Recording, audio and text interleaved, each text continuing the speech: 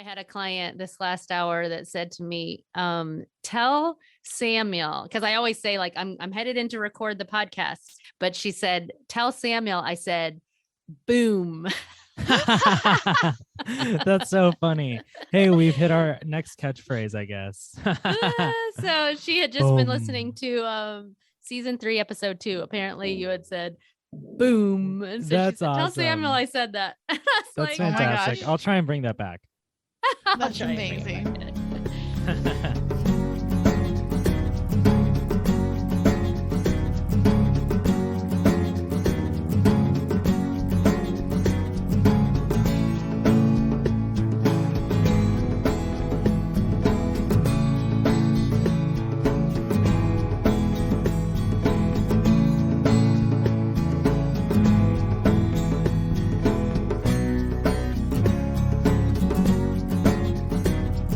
Hey everyone, welcome to Community Roots, a place where we gather in community to talk about mental health so we can travel the journey of life together. I'm one of your hosts, Samuel Richards. I'm Julie Richards. I'm Sarah Wakefield. I figured we'd add that in, that little line, like I'm one of your hosts and you're one of our community members. And we're glad you're here. Yeah, right. Just as we kind of revisit things with, it's good to refresh. Maybe we'll change the intro. I'm not sure. But speaking of revisiting things, I'm very excited for this episode, and I'm sure you are too. We are revisiting boundaries, which is fantastic. Boundaries season in and season out has been one of our most popular episodes, and it's one that I find myself kind of referencing from time to time, especially when things get rocky. So not only are we revisiting boundaries, we're also having a two-parter on boundaries. So I'm really excited. This is Boom. Boom. That's hilarious. Yeah. Okay, I lost my train. The boom was so big it knocked me out of I course. overboomed. Yeah, I had a boundary failure. A boundary violation happened. Bring back the boom and bring in some containment. Yeah, okay. I dig it. Get it back in balance and moderation. That's I actually dig a good intro. We can roll with that. I dig it. So actually, so I'm excited that we can revisit this. This is a great tool to put in your kind of mental health tool belt as you kind of just deal with day to day. That's one of my, sometimes we talk about, the overarching changes you can make. And here's something that you can kind of just equip yourself, to deal with kind of the difficult situations. And it's something that I have used as a reflection when I see conflict in the room, when I see someone struggling with knowing what their sense of self is, or things seem really tangled up with a lot of emotion, or it's hard to see what just happened here. It is often at the root of it a boundary issue.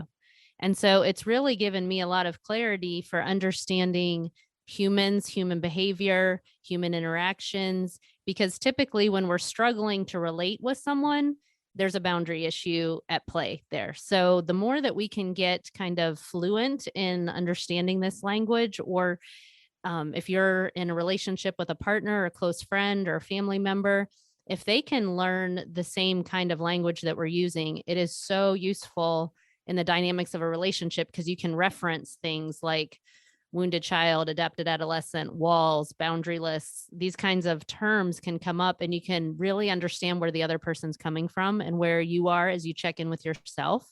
So it's a very useful concept to get to know. So yeah, one of the feelings I feel whenever my boundary is violated is just kind of like that kind of like shock, and kind of, it kind of feels like you go into a quick, what do I do real quick, as you're trying to struggle. And then, this is why some of these tips have been so helpful, is to be able to recognize that moment and take a pause. And so to be able to define what's happening and, actually put words to it has been helpful for me. So I'm excited for this.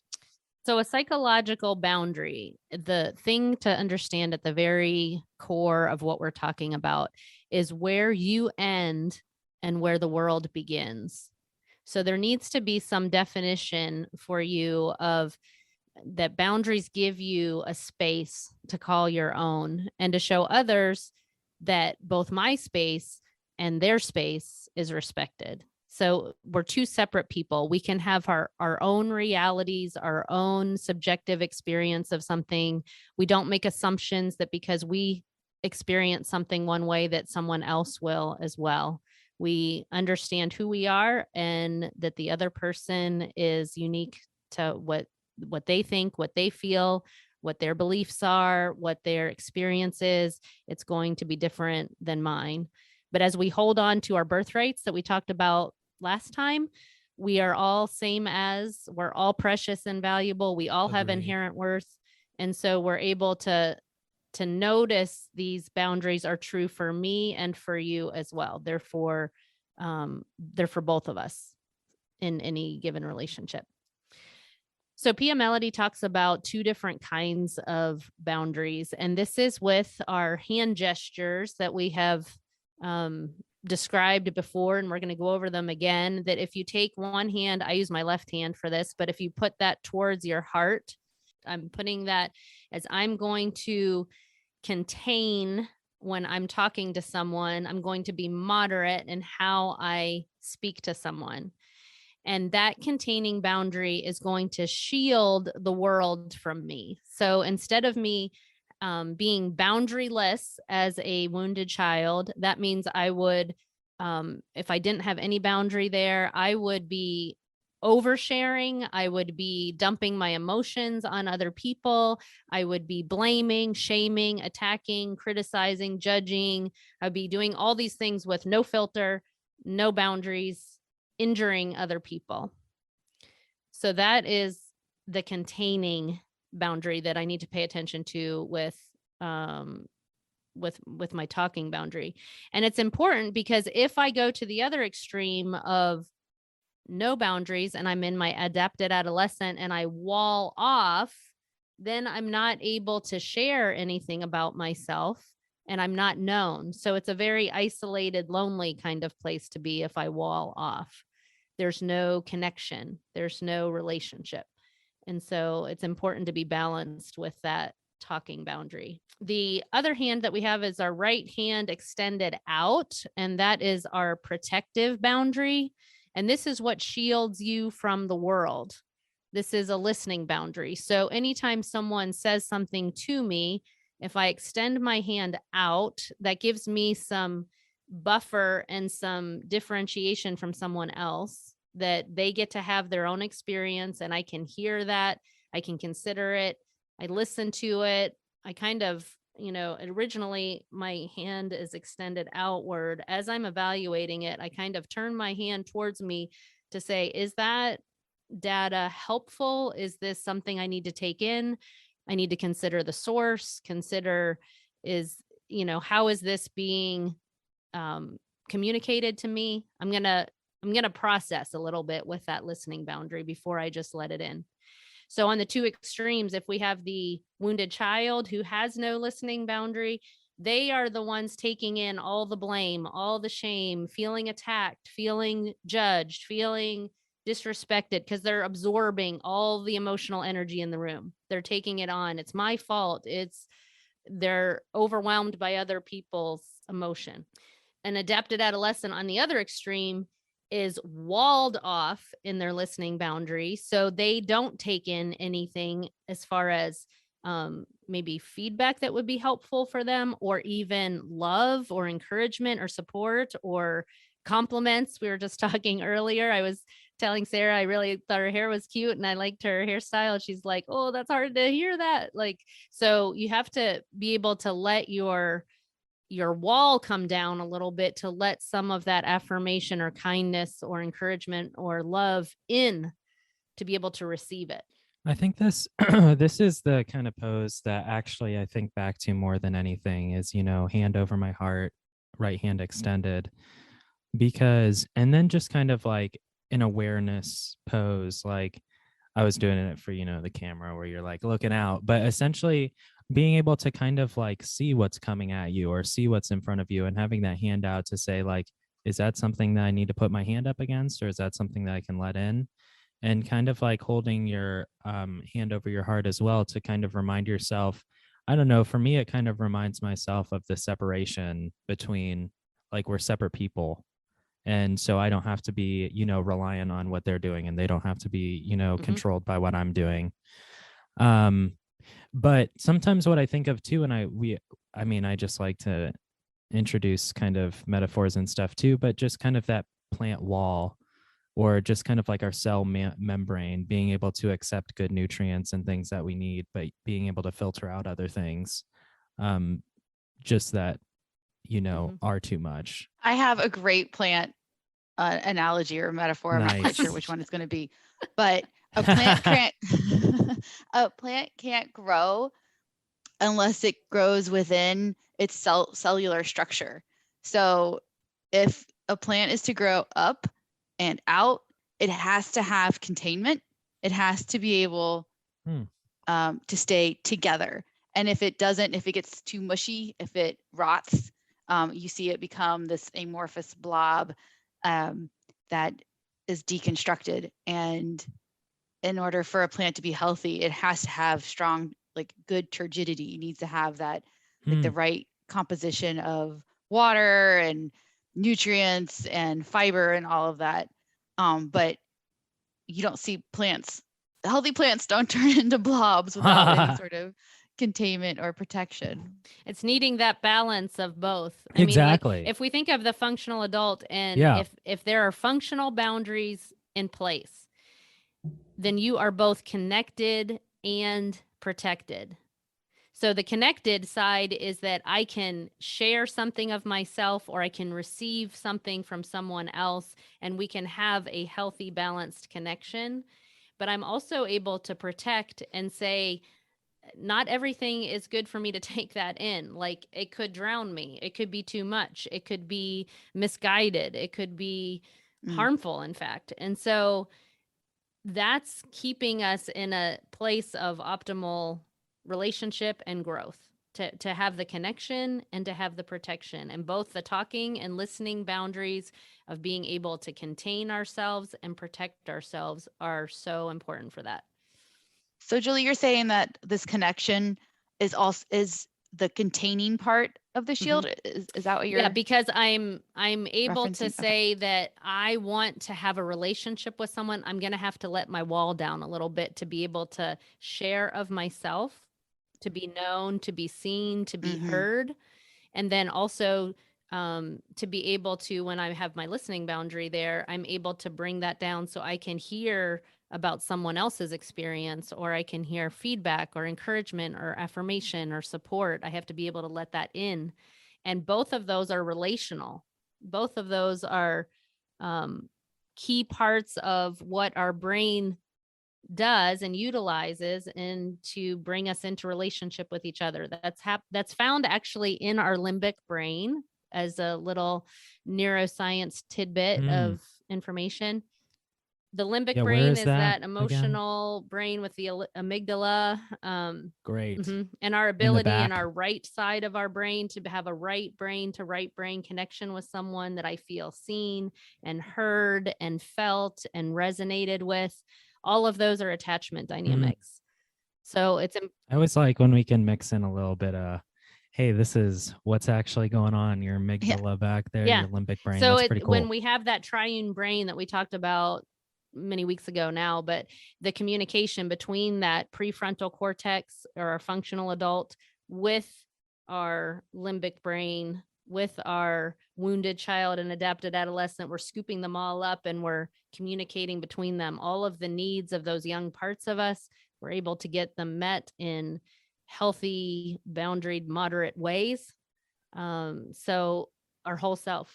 Yeah, connected and protected, even within like your own self, to be able to say too, what am I able to do right now versus what am I able, like, that moment when you get home and you're like, oh, I have so much to do. I have to get all of this stuff done tonight, or else like I'm going to have a horrible week.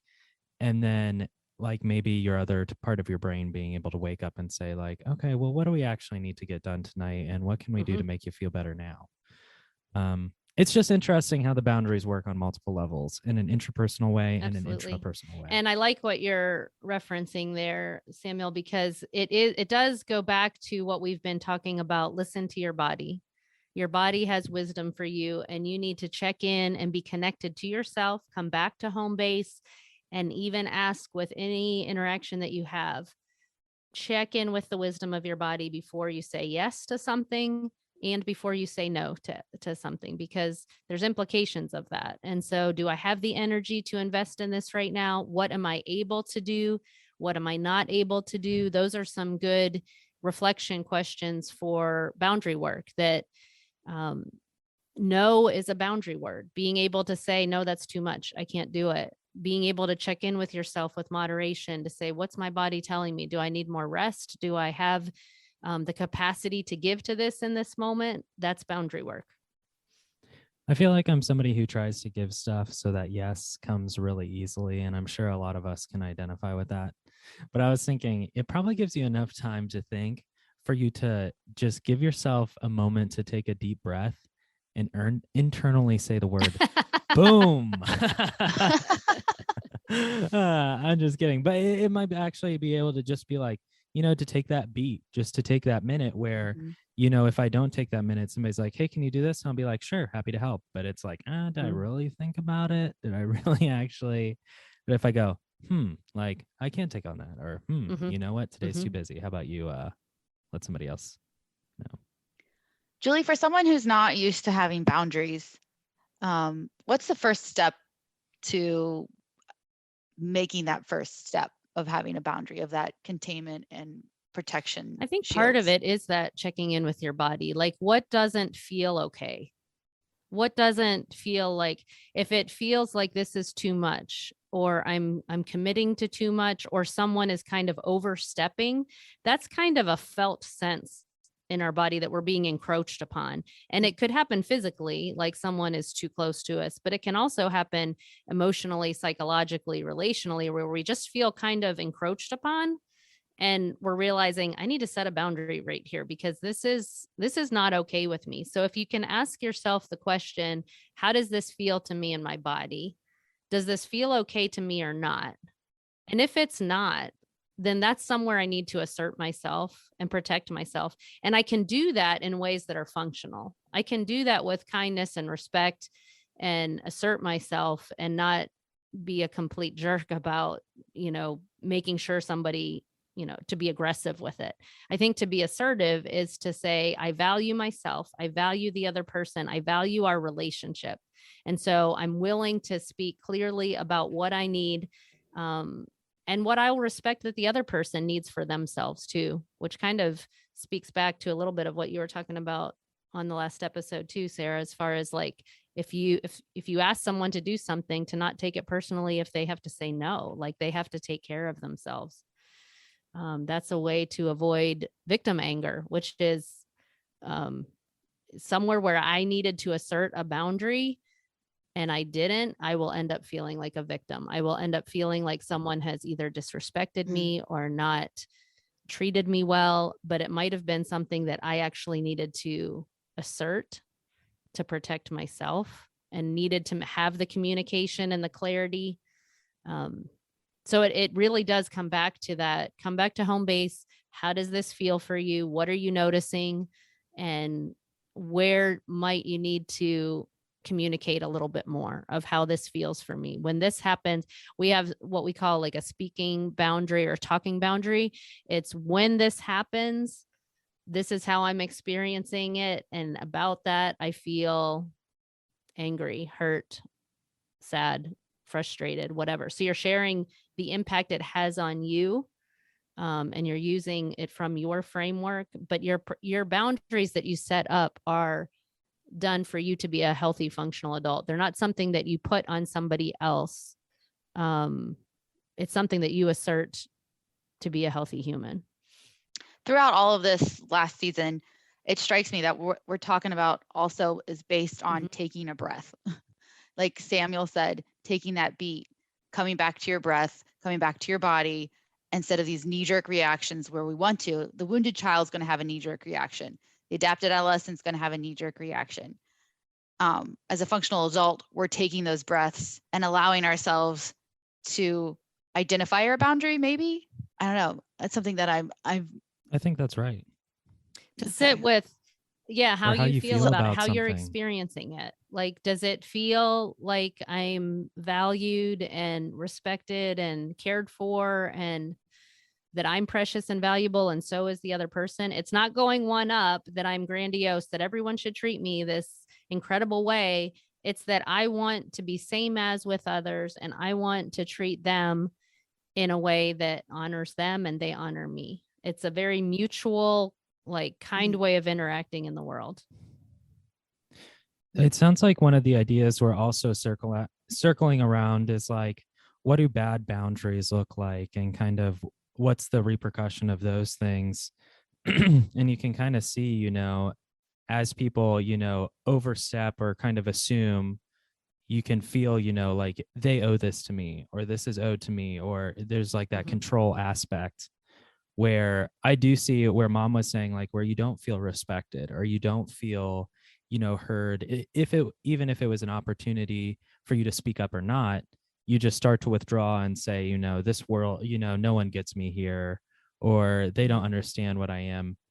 And I think that's an important point too, especially when we're discussing, boundaries, is the importance of it, and kind of like the, unsatisfying feelings that come with trying to control everything or just trying to escape and Absolutely. isolate. And so, as we're talking about being a healthy human, we're going to get into next time, like, what do unhealthy boundaries look like? Is what does that even mean? It would be that I am either in my wounded child state, which has no boundaries, or I'm in my adapted adolescent that puts up walls. And as Terry Real says, those are two losing strategies, which are control and withdrawal. Like, it's not able to engage and not able to connect, and overly trying to control somebody else, or being walled off and withdrawing away. So we're going to look at next time what some of these boundary violations are, and how we can take this to a new level in interacting in our relationships with each other. Cool. Yeah, I dig it. I think this was good. Something that we're trying to do is trying to get you guys some information, that's digestible. And that's part of like this revisiting of boundaries, is you can just cue this up after you've listened to a couple songs on your commute, and just kind of, take a deep breath, maybe before heading to work or heading to a stressful event. And this is so important. Like we've talked about, this is kind of like daily application, or even hourly. It's the ongoing practice. This isn't just a head knowledge that I've learned that concept. This is a, how do I experientially live this out? How do I mindfully aware, grow, and be intentional in my relationships with others, but also with myself? How am I helping myself have experiences of connection and protection that are balanced and moderate and healthy, that I'm working these muscles all the time? And when I get off track, I remember and I come back. When I get into an adapted state, wounded child or adapted adolescent, I come on back, and I keep coming back, keep coming back.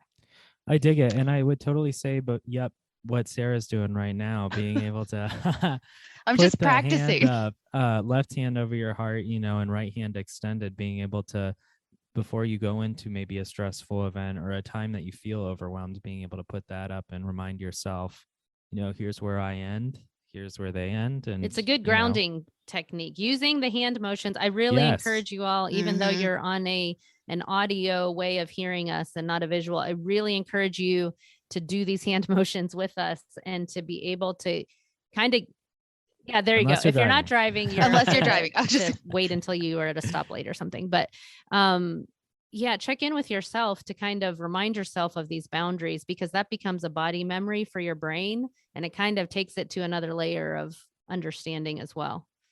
I dig it. Awesome. Well, welcome to the end of the episode. It's always funny how I transition these sometimes. It's all off the I dome. live for these. Yeah, right. We could do takeaways. So I know, but last time we did takeaways, and I kind of like switching Yeah, that's into what I was that. gonna Not that we're not say. always grateful, because we always look for grateful things, but I wonder if we do takeaways. Yeah, sure. It sounds like love you're it. inspired, Mom. What's your big takeaway? I from like this the episode? pause and the breath, because it brings us back to the functional adult to check in. If I'm going to check in with my body, I have to pause and say, is this okay with me? Is this not? Does this feel good? Does this not? And that's going to guide my ability to be assertive and to help my needs get met in healthy ways. And so it's kind of like a checking back in, come back to home base, take a breath, get in my functional adult, and then I can evaluate my boundaries better. Boom.